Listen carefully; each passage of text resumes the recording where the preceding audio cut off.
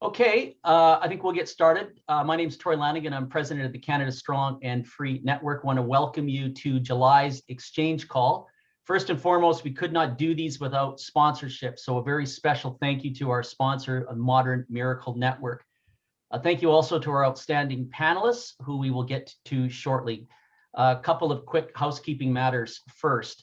First of all, we're going to let the chat function run today with the usual reminder that we will remove anyone posting rude or objectionable comments. The chat is for commentary and networking. I believe there will be a drop-down box in the chat. If you see someone that posted something interesting, you can reach out to chat with them one-on-one. At the bottom of your screen, you'll see a Q&A box, and that is for questions. Our moderator will have a look in that box as we go forward, but try to put the questions in the Q&A box, not into the chat function. Second, if you have suggestions on future topics, we haven't got a topic for August yet, although we're getting close. Please connect through our website or email me directly at troy@canadastrongandfree.network. Finally, this Zoom call will be recorded and posted on our website, as we have all of our exchange calls since we began last year in May. And we'll have it up about 2 hours after the call today. Okay, with that, we always try and invite different folks to in the movement to host these calls, and I'm very pleased to welcome for the first time our friend Ginny Roth, who I've known for a number of years. At one point, when I was with the Canadian Taxpayers Federation, we tried to wrangle her into coming over and working with us. She's now the National Practice Lead for Government Relations at Crestview Strategy. And importantly, Ginny has written about this topic, and I've actually heard her moderate another discussion, and she's passionate and she's put a lot of thought and effort into this. So she's perfectly suited to lead our discussion today on this subject. And with that, welcome, Ginny. Thank you for doing this, and I'll turn it over to you for the next hour. Thanks so much, Troy, and thanks for your leadership in the movement more generally, and for all the work that the now Canada Strong and Free Network does. I am so glad to see that the organization decided to host a panel this month on this subject. As Troy pointed out, it's not just been an area of fixation of mine, but you know, you'd have to be not paying very close attention to miss that the focus on this amongst the general public, amongst thought leaders across Canada, and not just in Canada, but around the world, has ticked up lately. Housing prices, affordability, accessibility is always one of those slow burn issues. It's something that people care about, particularly if they reach a point in their life where it's relevant to them or relevant to their kids.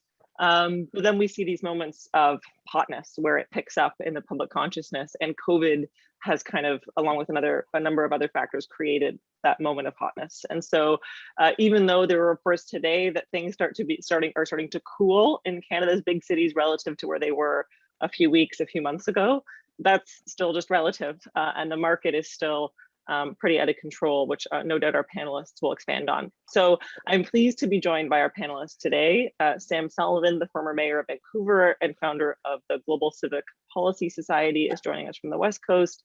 Tim Hudak, the CEO of the Ontario Real Estate Association, is joining us from here in Toronto. Wendell Cox is a consultant and urban policy analyst, and he's the American joining us on the panel today. So I'm gonna hand it over to each one of them just to start to kind of lay their cards on the table and give us a short sense of where they're coming from, what their biases are, what their perspective is on this issue, and then we'll really dig into the sort of nitty gritty that's relevant for the right of center people tuning into this, but also for policy thinkers across the country. So Sam, I think I'll start with you. Can you give us a sense of where you stand on this issue and how you're thinking about it at a really high level? Thank you so much, and thank you, Troy, for putting this on.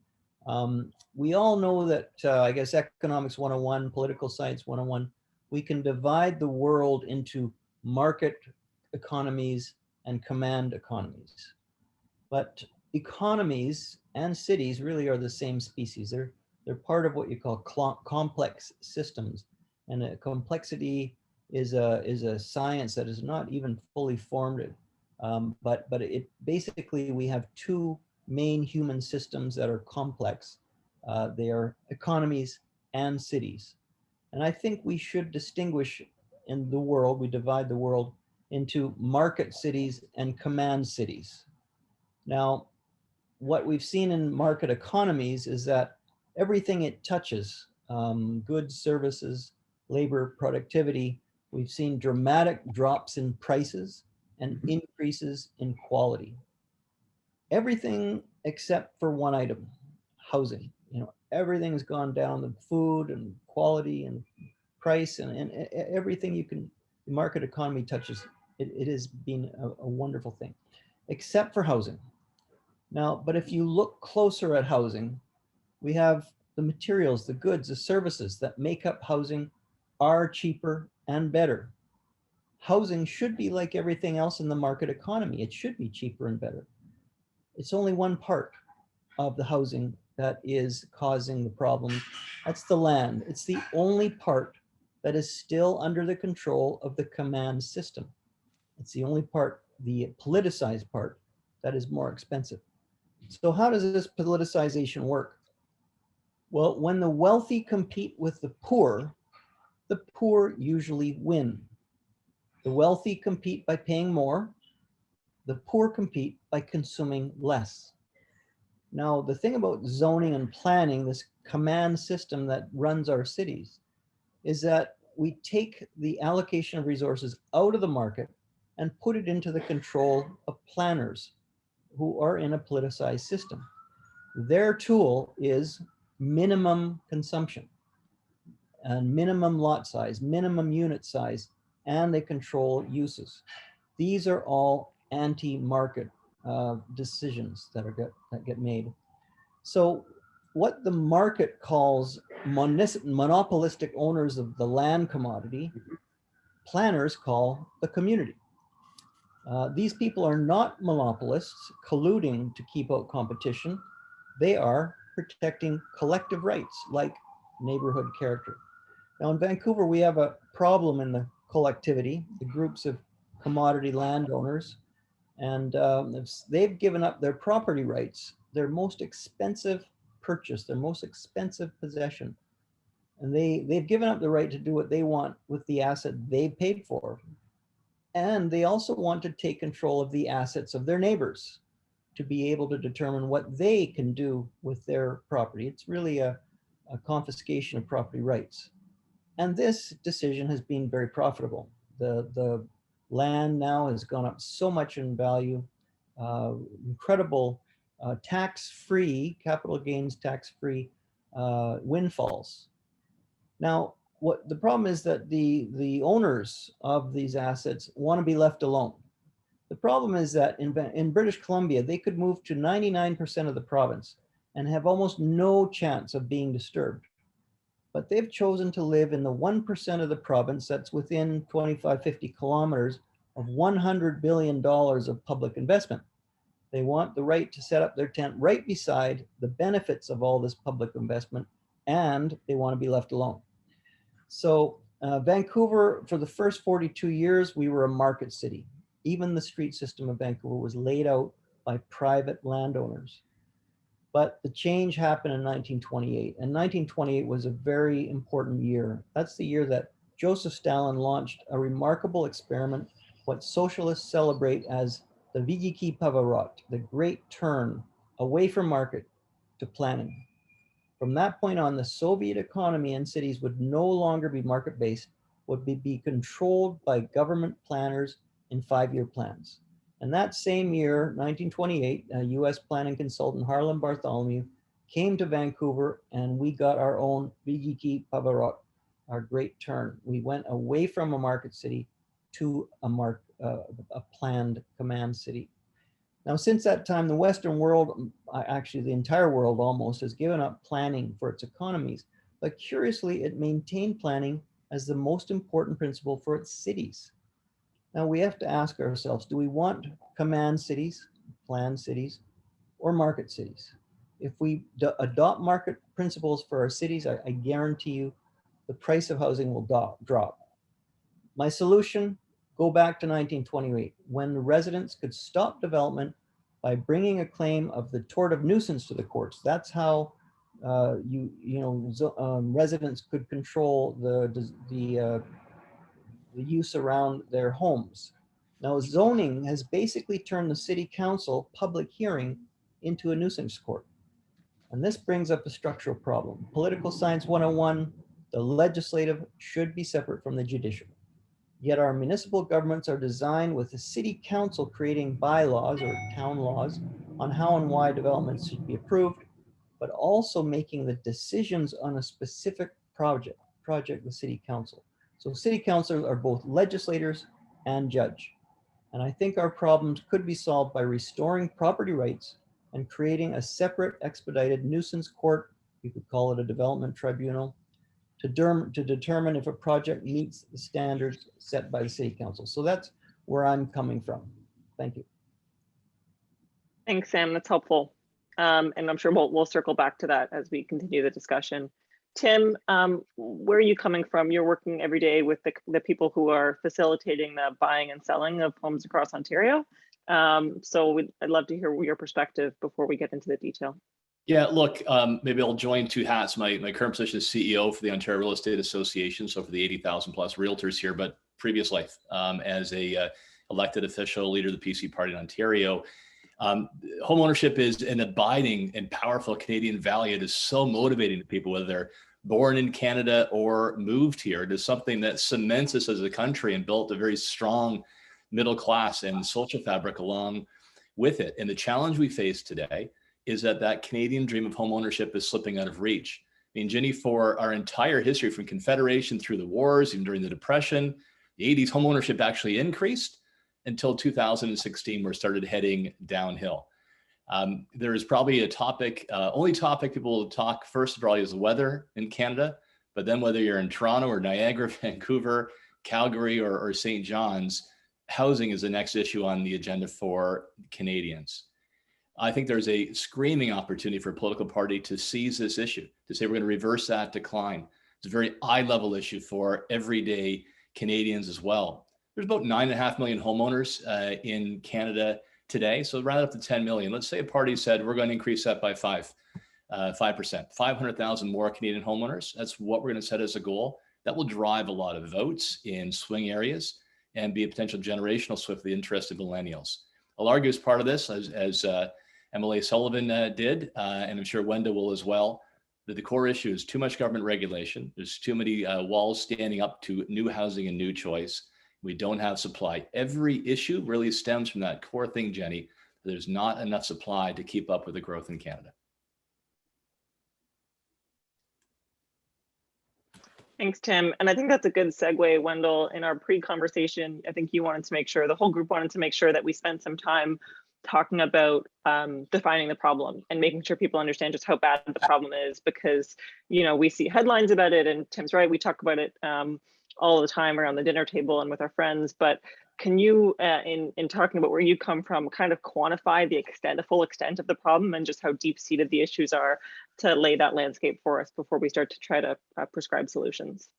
Good. Let me try to do that. Let me first say, though, by the way, for your listeners, that I run an international housing affordability survey now in its 17th year. And what we've seen, first of all, one of the reasons you have much of this regulation is an attempt to control sprawl, and that's fine, urban sprawl. However, in controlling urban sprawl, you shouldn't be forcing people into poverty, which you are doing. And by the way, it's not just you, it's the Australians, it's the Americans, it's the New Zealanders, the French, et cetera, et cetera. The basic problem, and this is my perspective, the basic problem is something called urban containment policy, which is when you basically draw a line around an urban area and basically say you're not going to allow any development on the outside. This, like Sam indicates, increases the demand relative to the supply. It forces prices up. And by that being very specific, it is the Greenbelt in Toronto, it is the agricultural preserve in Vancouver, and the agricultural preserve in Montreal, and other things around the country. Now, normally in a market, as Sam would indicate, in a market, you would have land prices going up about at a fairly regular rate from the rural area on the outside of town to the urban core. But once you put in urban containment policy, there is a huge jump in land prices at the point of the urban growth boundary, the agricultural preserve, or the Greenbelt. At the beginning, it is normally 10 times. Now, it's not just that the land costs go up for people who buy on the outskirts of town. it telescopes the land values up inside the city. So this is a real tough problem. So that right now, if you go back to 1970, according to the 1971 census, the price to income ratio of housing in 5 of the 6 metropolitan areas of more than 1 million people today did not go up much at all between 1971 and 2004. It did go up in Vancouver, where this kind of regulation started a bit earlier. But it has absolutely exploded since that time with the coming of the Places to Grow program in Ontario and so on. And effectively what you have done is take home ownership away from people that want it.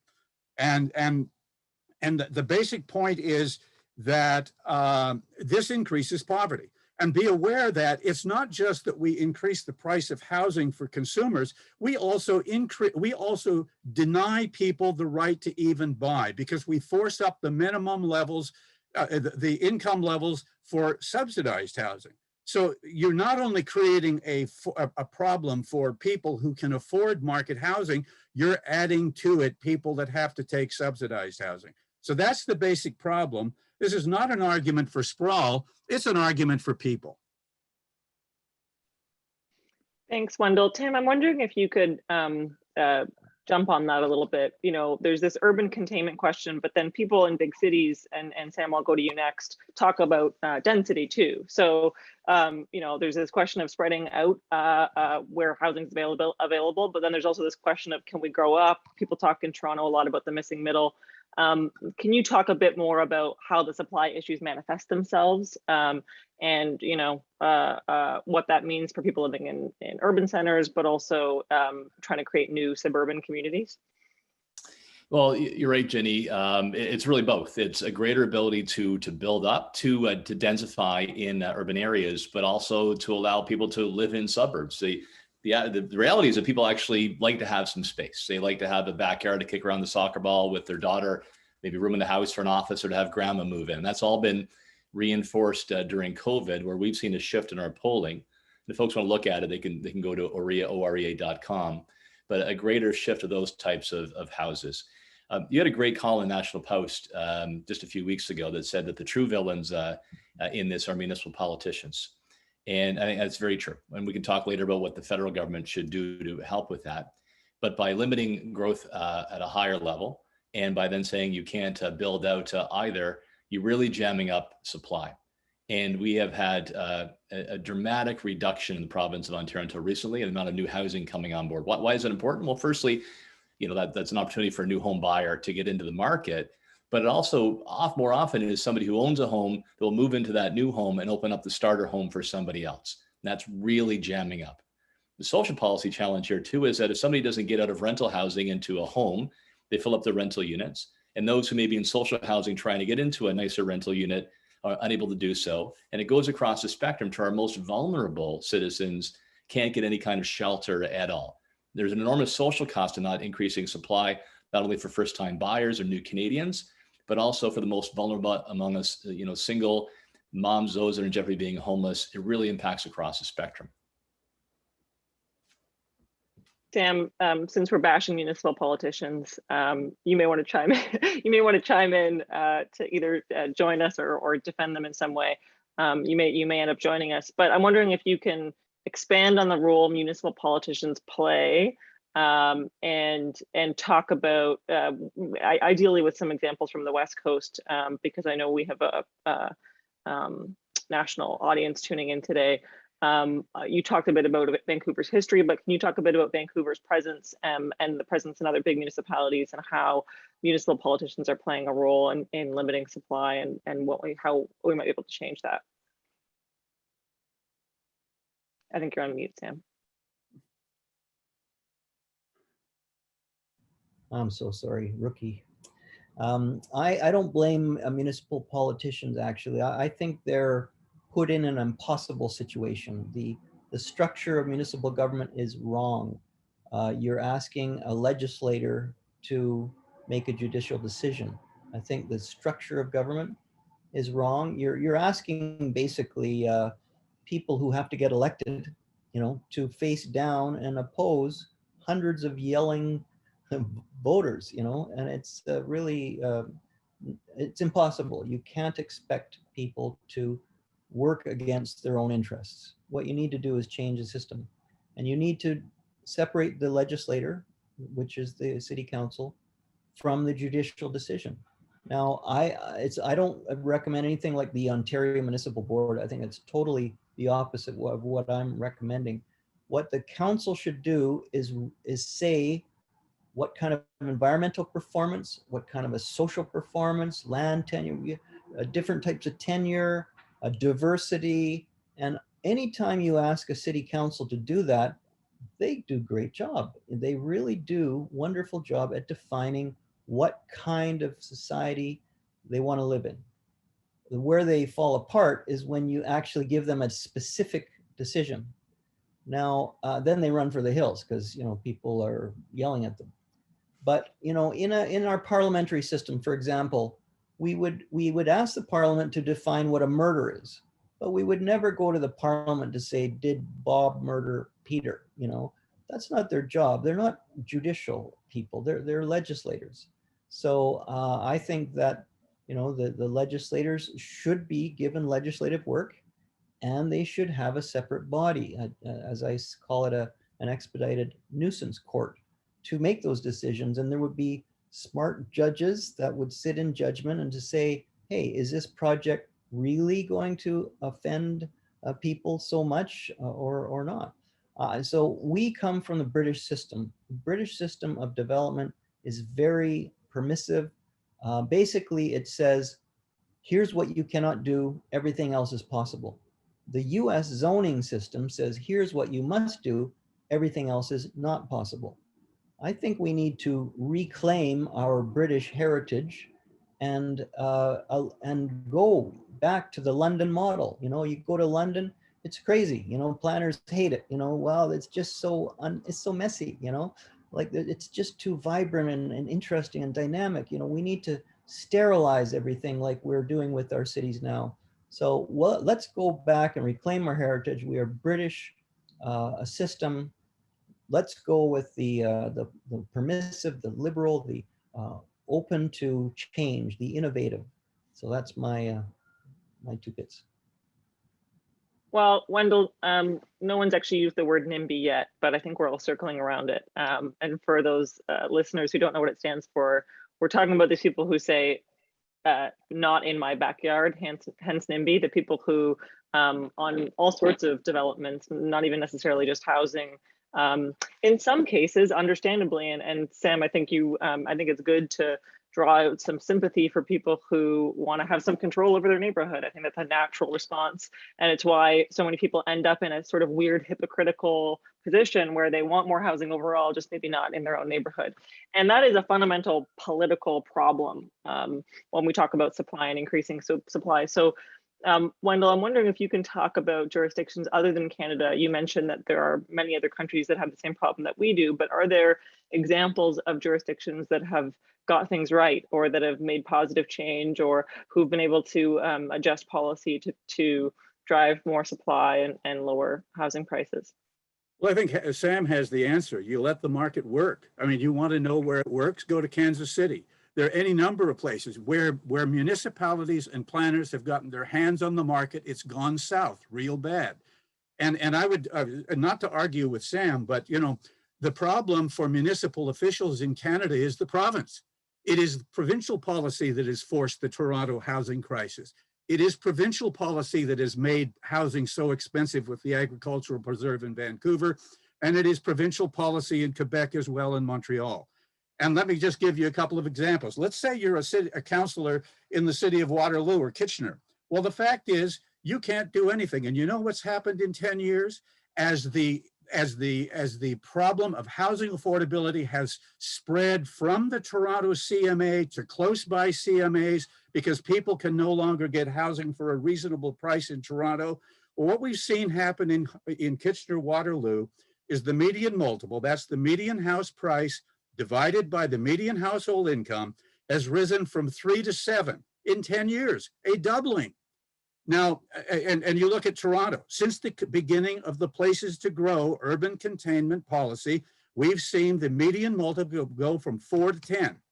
The median multiple in Vancouver is second out of our 92 cities in our annual survey at 13, trailing only Montreal, only Hong Kong. So the basic problem, I mean, I know that municipal officials need to do whatever they can and allow the market to operate. But if you're a city councilor in Vancouver, with all due respect, there isn't anything you can do to bring the market back to what it should be.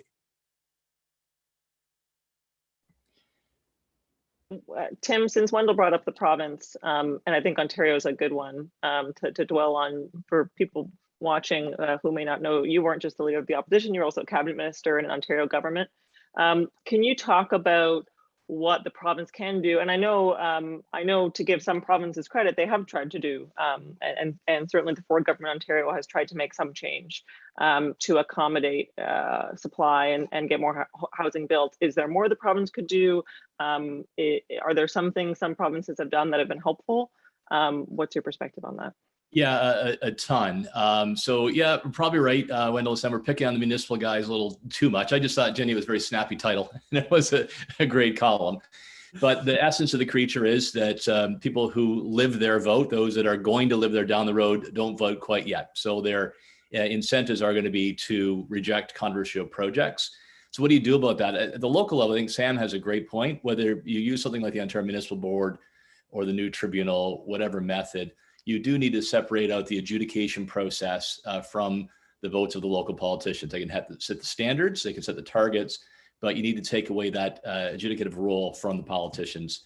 So they are villains in that respect in the system. But there is no doubt that the province plays the most significant role in these land use policies.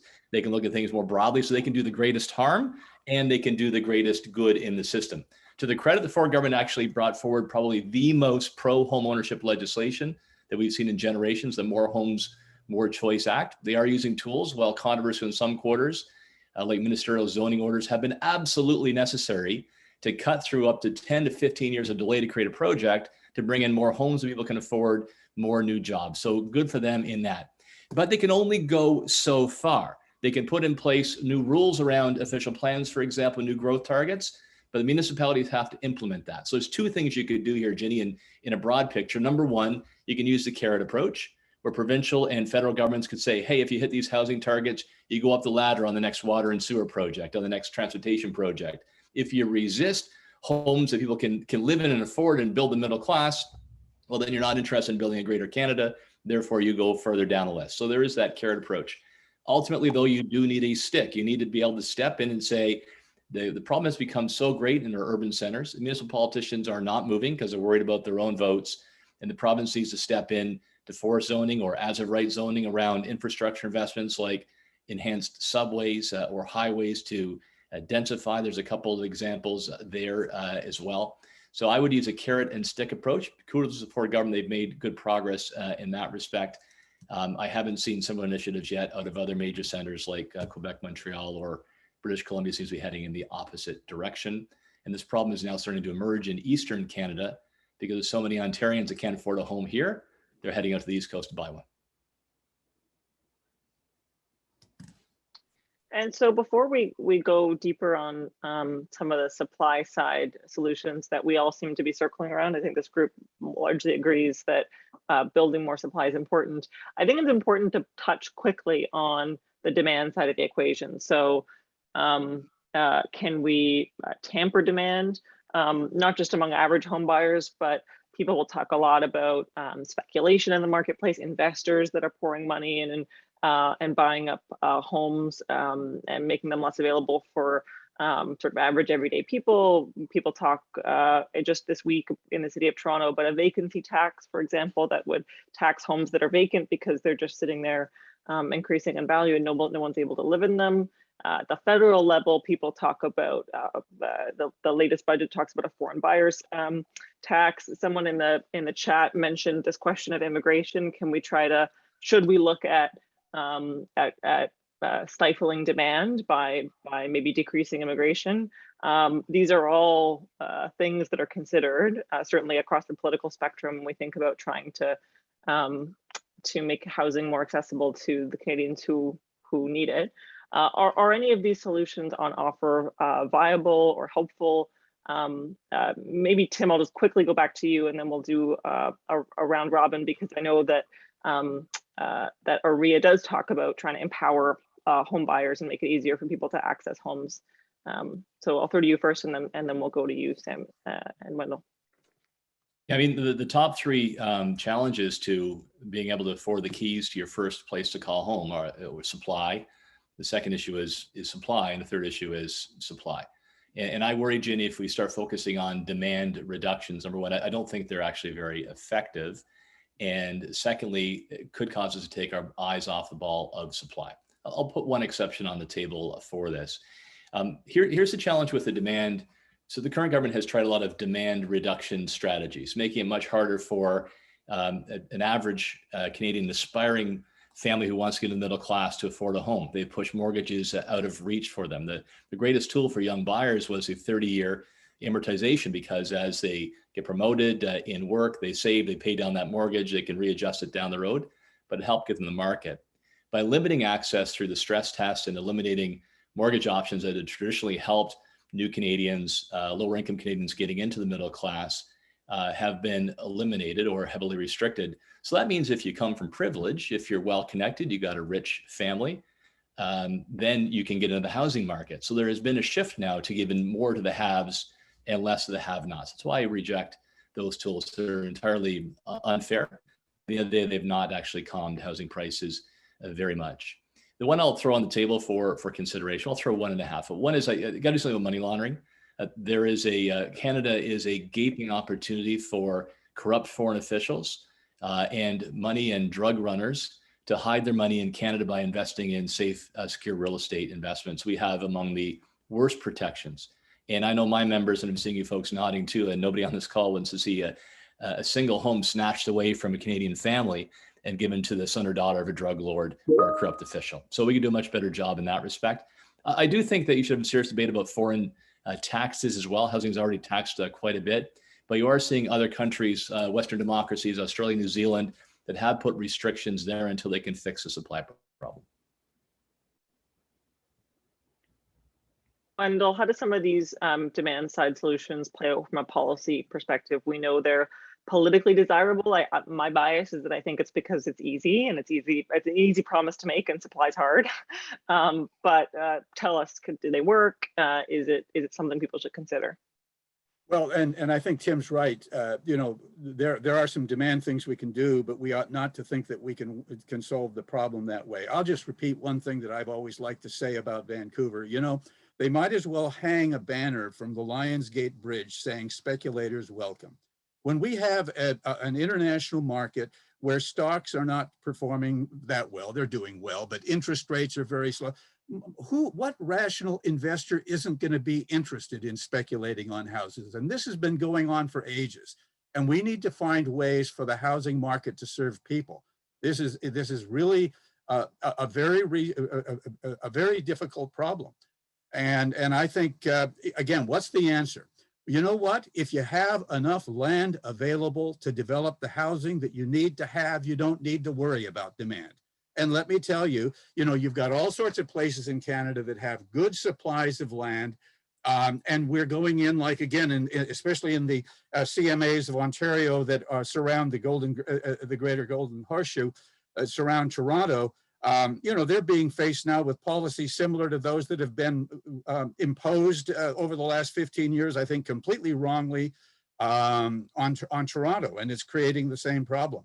You need to get the supply up, and this is a real problem because young people can't afford housing anymore. Immigrants cannot afford housing. You know, you think about how much of your population growth is dependent upon immigrants. Let me just add one final thing about Orange County, a little bit south of you in the Los Angeles area. I always like to use this because at this point, and by the way, they've got the same problems in California that you've got in especially Toronto and Vancouver. What's going on in Orange County and most of California is that you may not qualify under normal terms for a 30-year amortized loan on the median house in the county or in the coastal metropolitan areas of California if you do not make among the top 20% of income. That's what we've done to this market. Wasn't that long ago that middle income people, median income people, and below could afford it, and they still can in many places, smaller places in Canada and the United States. Sam, I'd like you to briefly comment on the demand side, but while you're speaking, if you wouldn't mind also, I think you did a good job of presenting a solution, like a policy solution, and that matches the problem you've diagnosed. But you have a history in real, big P politics, and I'm wondering if you can kind of expand on your proposed solution and talk about how viable that is politically. Do you think, and I'll hear from the other panelists on this, do you think this is the kind of thing that politicians at different levels of government could run on in Canada and form a winning coalition of voters? Is it naturally suited to the conservative side of the spectrum, for example? So go for it. I mean, touch on the demand question if you'd like, but let's also segue to the politics of it. Well, can I first go back to Wendell's point about the agricultural land reserve, and I Sure. just acknowledge that the planners generally don't have a great grasp of economics, and the problem is farming cannot exist in the middle of a city. The economics just won't allow it. So what we have now is that a good chunk of our best land is taken up by blueberry and cranberry to subsidize multinational juice companies. And this is, and in fact, it's such a monoculture that they have to truck in bees because it can't survive in this kind of monoculture. So I think there's something, what Wendell says, we have to be more understanding of how, when you just take out land and you assume it's going to be agriculture, it's actually not. So I'll just let that one go, and I'll move to the demand issue. So in British Columbia, we have had 4 years of governments checking under every bed, looking behind every curtain for a foreigner, because that is what apparently is driving our prices up, according to the politicians. And foreigners are the best target. They don't vote. They're kind of amorphous. They're invisible. You can't really see them, but everybody knows they're there. They're under the bed somewhere. And what we've done is we have looked into everything. They have just been scouring. We have agreements with China to check each other's income taxes. We've just been really doing a great job of understanding foreigners. We have a foreign buyers tax. We have an empty homes tax. We have all sorts of taxes, and politicians will do anything but deal with supply. They will go to any length and go to the most obscure things. We have this casino report, and we came up, the report from the NDP government said $100 million has been laundered into our housing market over 10 years. So that's 10 million a year. That wouldn't even buy one starter mansion in Vancouver for 10 million bucks. And that's supposed to be driving our prices up. The NDP had another report that said, billions of dollars could be being filtered through our system. 90% of that is from Europe or US, that's what they say. And a lot of it's related to the marijuana market, which has been, existing, and now it's not even illegal anymore. So only 5% comes from East Asia, and everybody has convinced that Chinese foreigners are causing our house prices to go up. Well, we now know that only 0.5% of all purchasers are foreigners. We now have that number, and yet our casinos have been shut down, our immigration's been shut down, and prices have gone up 30%. Since the pandemic, of all things. So this whole idea that foreigners are causing our prices to go up is completely disproven by the last year, basically. And so the economists at CMHC are very skeptical. How could foreigners really be causing the house prices to go up? So I think it's such a natural thing, and we always want to go to the foreigner. And now we're realizing it's not a foreigner. The problem is us. We are creating our own problems. I think it's really bad form for us to be so afraid of foreigners that we want to keep them out, you know, that we can't compete with them. We've always, in Vancouver, we've always had foreigners, foreign buyers. We changed one of our names to Main Street from Westminster, and our 9th Avenue was changed to Broadway, specifically to attract foreign investors into our real estate market.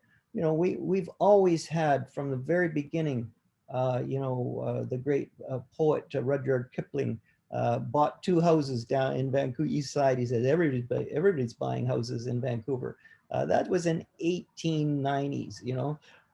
So we shouldn't, the ratio of foreign buyers has not gone up since, about 5% since the beginning of the city. So it's not an issue, but people love it. You can't possibly tell people it's not foreigners creating it. So we have to somehow get the conversation off of that and get to the real issue, which is we've got a command system that is jamming up the housing. We have half of our neighborhoods in Vancouver have less people today than in the 1970s. Our population on our single family homes, I look at my old neighborhood, we had 7 kids in our family, 5 kids and 2 parents. Now there's just my mother, there's 1. And you go down our block and you'll find all of the houses have less people today than they had in the 1970s. Ginny, if I could just get back to the politics a little bit, the essence of the question and the demand side. Like I said earlier, the politics are very compelling and should be embraced by a political party because it is so important to everyday average kids. It helps build a middle class. We'll know that when we buy a home, that you tend to get more involved in the community. You care about the value, you care about your neighbors. You can line up all the studies that show the people who own homes, all else constant, save more money, their kids are better off. There's this great aspirational thing you can talk about on the trail and set a target, but it's a really good target to attack too. So who likes demand side measures? Well, I mean, it's federal bureaucrats like that because they see statistics as opposed to warm-blooded Canadians who think something has gone very wrong. They've done everything and played by the rules, so they can't get in the housing market to save their lives.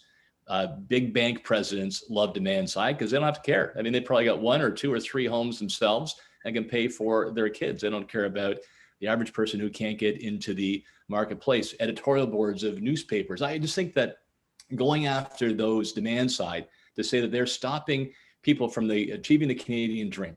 And for groups that are usually very concerned about the differential impact on minorities, on low income families, they're the ones that are suffering the most as a result of these policies. I think it's a great target. And by the way, let me offer a thought here too.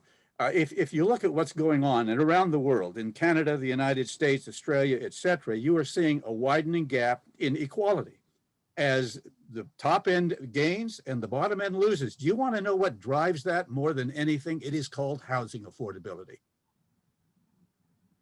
So that's a good point, but that impacts the politics as well. You know, there's a community of people who want to see more supply that are pretty active on Twitter, and they've been going after the federal minister responsible, I think he's the Minister of State responsible for housing and urban issues, Adam Bond, to say, look, what are you guys going to get serious about supply? And his response has been on the record a couple times now that he actually doesn't want to see the value of existing homeowners' homes decrease, which would, that's the whole point. That's what we're talking about, is lowering housing prices by increasing supply. That would mean that the sort of establishment incumbent winners of our current housing situation, that's often, you know, baby boomers who are prolific voters and who have outsized impact in elections.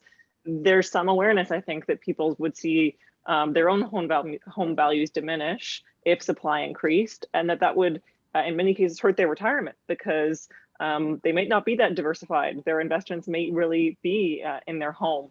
And so, you know, whoever wants to chime in, how do you tackle that? Is there a policy argument that tells us that increasing supply doesn't necessarily decrease value, or is that is a certain amount of value decrease okay because of this inequality issue?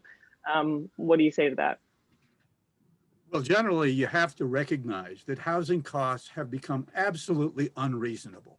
They should not be it should not take 13 years income to buy a house, a median priced house in Vancouver, or 10 times in Toronto.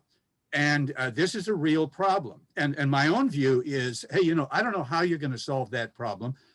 Unlike you in Canada, where only 2 or 3 of your cities are in real critical shape, all of Australia is this way, because for 20 years, they've had urban containment policy across the country. New Zealand has the same problem.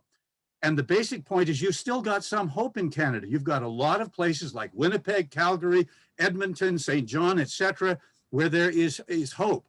And it strikes me that the thing you must do in Canada is not allow this to spread, because we're going to be talking 10 years or 15 years from now about problems in Eastern Canada, where all of you from Central Canada may end up moving because the same kind of problems. And let me tell you, the planners in St. John think the same way as the planners in Toronto. Yeah, look, that borders the comment by the member responsible from intellectually lazy at best to an outright lie at the worst. It's a ridiculous notion to put on the table. Look, we built fewer houses in Ontario, and I suspect the same thing in British Columbia and others. Fewer houses in 2018 than we did in 2008. And demand has gone so much higher, whether through immigration or millennials now getting in the workforce, having families. Like the notion that you would build so many houses that they're going to sit vacant so prices will go down is absolute nonsense. We've got a hell of a long way just to catch up. And I don't know a single developer, Ginny, who's going to build a house that's going to sit vacant. They know how to make a buck. They'll supply the demand that's out there. Yeah, I just that's want fair. to give an Sorry, go ahead, Sam. Yeah, just if we go back into history a bit, in Vancouver, the place where the wealthiest people lived was called Alexander Street, right beside the Hastings Mill. Now, as the mill grew, the wealthy people decided, you know, that they weren't comfortable there, so they all moved to the West End and built 100 mansions there. There's only one left right now, but anyways, then what happened? The people started moving into West End. And one of the people said, hey, I've got a big backyard. I'm going to build an apartment building. And so it's called the Sylvia Hotel, right on the water. Beautiful. Everybody loves it. And just built it. There was no planners. There was nobody to say no. And so a number of our buildings just got built because somebody decided, hey, I think there's a market for this. I'm just going to build this in my backyard. And they did. So all the wealthy people moved to Shaughnessy. And however, what they did in 1914, they went to the provincial government and got them to make a law, a provincial law saying you must not, no one can subdivide. You have to keep the lots big and you can only have one house on it. And that was the very first zoning in Canada, as far as I know. It was a provincial zoning. And then after that, they gave the right to cities to zone everywhere. You know, everybody wanted to be like Shaughnessy. We're gonna keep poor people out by mandating minimum sizes. And so that's what's happened. And zoning is keeping out poor people, keeping out people less wealthy. And so the idea is if we just, and I recognize there's a problem, okay, we might see a catastrophic property price decline. If you suddenly let everybody just build whatever they wanted in their backyard, hotel or you know, apartment building, the prices would plummet. So we need to avoid that. We need to allow the market to come in a gradual way. And I think rate of change is a way to do that. So in a certain circle around the core city, you can have only a certain amount of housing can be built. And then the next level out, maybe less housing and less housing, and allow that density gradient to continue, but to put the brakes on it a bit, you know, because a market city would result in catastrophic property declines. There would be, prices would go way down, just like the rest of the free market. You know, phones are now cheaper and cheaper, and, you know, all these things that we expect from the market. So I think there is a way to stop prices from going down too fast by just putting rate of change bylaws on. And I would suggest that if you don't find a way to sort of reform, you're going to see prices be much higher in the years to come. This is not going to stop at 13 times in Vancouver and 10 times in Toronto. How about 21 times in Hong Kong, for example? So I think Sam just seized on a sort of a practical example of some maybe more modest change that could be accomplished. And I think we only have 10 minutes left. I think maybe it'd be worth dwelling on that a little bit and a few other options. So maybe Wendell and Tim, if you could each take a moment and throw out there for the group and for the audience listening, what is a practical thing or practical couple things that is theoretically politically viable, that a level of government could engage in, that a right of center movement could get behind to make real meaningful change when it comes to housing affordability in the next 6 months, year, 18 months. Tim, do you want to go first? Yeah, you bet. Well, number one, I think you've got to sell it to the population, and you do so by making it more poetry than prose. I think when you get into the level of detail, we've discussed great policy wonks like all of us. You need to resonate with the average person, and that's to, I would set a target. How many new Canadian homeowners do we want to create, and why? And then point to the other parties as trying to strip away the ability of your daughter, your son to own a home. And if you then, when you get into government and you start working on the prose, at a national level, I think that modifying the stress tests over time, so it's not as heavy-handed against people with lower incomes or new Canadians as a starter. I think also, as I mentioned earlier, making sure infrastructure projects set priorities those who are opening up affordable home ownership for other areas. I think also, Ginny, across governments, I could be wrong, but we're looking at this at AREA, we'll have less of a footprint physically. There's going to be a greater capacity to work from anywhere, flexible workplace policy. Governments are going to have a lot of surplus real estate. So why not turn that into housing that average people can afford and more rental units at the same time. Provincially, I think they're off to a very good start. And one of the initiatives the federal government has done as well is building above go-in subway stations. The province is rightly putting in billions of dollars into the ground in new subways, LRTs, or highways. And it's ridiculous to limit housing development around them to 1 or 2 stories from bylaws based in the 1970s. So allow that kind of densification or force it where municipalities don't do so. I think just talking about another side of the housing spectrum, I think a policy too that will enable a middle-class family to rent out part of their home, whether that's the suite above the garage or the grandma suite in the basement. There are so many old bylaws that restrict that ability. That helps people pay down their mortgage up to 25% faster. It would also democratize rentals, so you can pretty well have an affordable rental place in any neighborhood in our cities or towns. I also think that for when it comes to, we're not talking about smaller communities similarly facing housing pressure. Those that grew up in a small town, always thought we could afford a home in the neighborhood we grew up in. That would be basic stakes. That's not true in smaller towns either. So investments there to help, or tax incentives to move old industrial brownfields into housing. If there's an excess in commercial space as a result of shifts post-pandemic, look to real estate there as well for residential. And also investments we've seen at the provincial level and nationally for extending natural gas pipelines and broadband internet will open up more housing opportunities too. So I'll stop there. There's a short list of a long one. There's a hell of a lot that can be done, but you need to have a national champion that's going to talk about why this is good for Canada and that it means for the average person. Thanks, Tim. Wendell, could you maybe chime in? Just add to, the whole carrot concept that Tim threw out there of infrastructure funding being tied to municipalities being willing to build more or get out of the way so that more can be built. I think Joe Biden has experimented with that a little bit, or at least come up with the idea of trying to tie infrastructure funding to municipal housing expansion. I'm wondering if I'm right about that, if there's more to that, and if you have other things that you would prescribe, specific practical things that you'd prescribe to we Canadians to try to fix this problem. I'm not, first of all, I did spend 3 years of my life in Canada as a child, so I have a great affection for the country.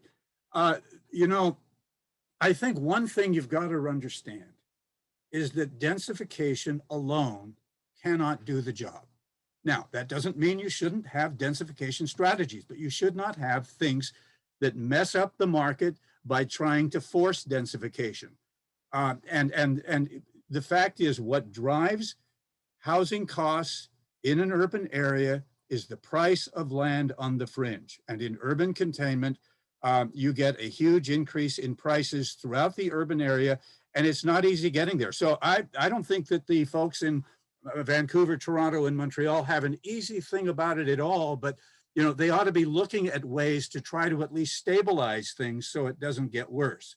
So, and again, I come back to my concern about Winnipeg, Saskatoon, Regina, and other places like that, and even Kitchener-Waterloo, where house prices have escalated incredibly, but where young people and immigrants are moving because house prices are less expensive there. We need to make sure that Kitchener-Waterloo and Guelph don't look like Toronto in 15 years.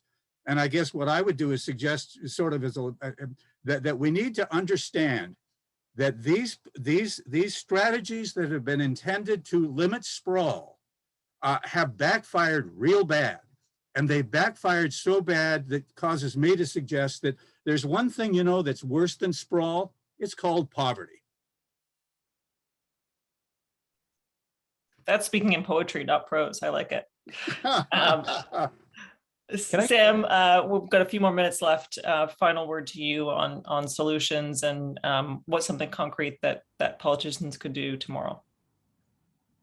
Well, everything, all cities have a natural density gradient. And it's interesting to see that you can calculate that gradient, and the market wants to build to the gradient.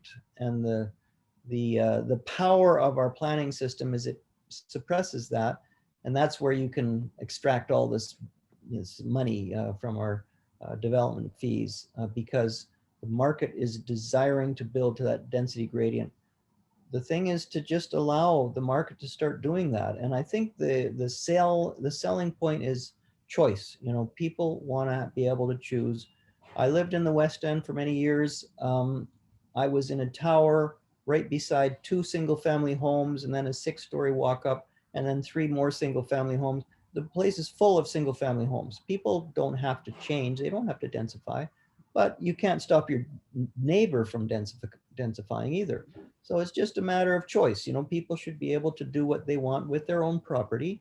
And if they want to create condos or if they want to subdivide it and make townhouses or whatever, that's currently not legal. You know, you now in Vancouver, what we do is we tear down these little bungalows and make monster houses. And that's totally legal, but it's not legal to actually make, say, 4, 2, 3 smaller houses in that. You know, by allowing the market to work and people to do what they want with their property, we'd get a big push of supply that would naturally come in, no subsidies required. The market's screaming for it right now. That's the price system that we are under. The price system, when the prices go up, the market normally responds by increasing the supply. Right now, zoning prevents us, government prevents us from doing what the market is trying to do. Ginny, if I could throw out like 2 alarm bells real quick here that we're aware of, I'm sure it's pretty much throughout the country. One is a land transfer tax at the municipal level. I mean, you think things are expensive now and it's hard to get a home. Imagine doing that policy. Just by anecdote, at our neighborhood, we're in Toronto, there are about 5 other couples with young kids. And when the kids grow up, you want a bit more space. Debbie and I did that, but we're the only ones that did, because they all said, if I have to pay a massive land transfer tax grab just to move a couple of blocks north, it's not worth it for me. And they all stayed in their home, made some renovations, but that meant that starter home never came on the market in the first place. Other municipalities are looking at that. That is a very dangerous momentum in our country for new homeowners or move-up buyers. And secondly, just based on the sort of class warfare, the privilege rhetoric that we're seeing on a national level, it's in the lexicon. I do think that when governments spend a lot, they look to tax a lot, and I am worried about a national equity tax of some kind. If there's a capital gains tax on your principal residence, that will cause a huge disincentive to sell your home. That'll make it even more difficult for somebody to get in the marketplace, and we cannot take those threats lightly. Thanks, Tim. I think that's a great, those alarm bells about new and increased taxes is a great segue to throw back to Troy, who's been the tax warrior that we all have been watching for the last few years. Thank you to all the panelists. I think that was a great conversation. I don't think this issue is going anywhere. I think there's a lot more we could talk about, but we covered a lot in an hour. Thanks, Ginny, to all our panelists. We've had property purchase tax here in British Columbia since 1986. So, and it's a killer, Tim. Other parts of the country don't need that, trust me. Again, everybody, this exchange call will be posted on our website and YouTube page within the next couple of hours. A special thank you again today to our sponsor of the Modern Miracle Network. We are the Canada Strong and Free Network, and if you appreciate and value the work that we are doing, please consider a donation. Thank you, everyone, again for joining us, and we will see you again in August. Thank you.